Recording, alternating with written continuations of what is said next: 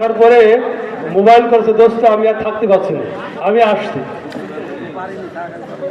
এই জন্য সেই বন্ধু বশির আহমেদ, বাংলাদেশ বেতারের পরিচালক বশির আহমেদ আমাদের ভিতরে আসছে।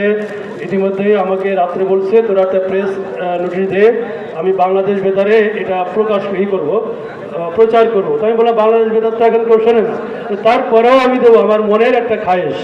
সেই বশির আহমেদকে ফুলের শুভেচ্ছা জানাচ্ছে বাঘারপাড়া যশোর 87 পক্ষ থেকে বন্ধু বশির আহমেদ, বাংলাদেশ বেতারের পরিচালক, এবং অনুভূতি প্রকাশ করছে বশির আহমেদ বন্ধু 87। আসসালামু আলাইকুম বন্ধুরা, আমি যে আজকে কী পরিমাণ আনন্দিত সেটা আসলে ভাষায় প্রকাশ করতে পারছি না। আমি যখন শুনলাম যে আজকে এই একটা অনুষ্ঠান হবে, আমি খুলনা থেকে আসতে অনেক পরে আসছি। আমি প্রায় আসতে জোহরের নামাজ পড়েছি সারা বিটা ওখানে, এরপরে আসছি মানে আমার সবার শেষে, আমার পরে আর কেউ আসেনি।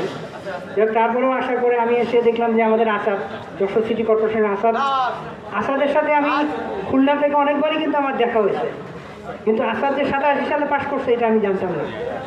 আসাদের সাথে আমি খুলনা বেতারে যখন পরিচালক ছিলাম, আসাদের বাবার অনেক মুক্তিযুদ্ধের গান আমার বেতার কেন্দ্রে এখানে অনেকবার রেকর্ডিং হয়েছে। ওর সাথে অনেক অনুষ্ঠানে অনেক গান গেয়েছে, কিন্তু আসলে আমি জানতাম যে ও আমার 87 ব্যাচ, আসলে কখনো হয় নাই, যেহেতু আসলে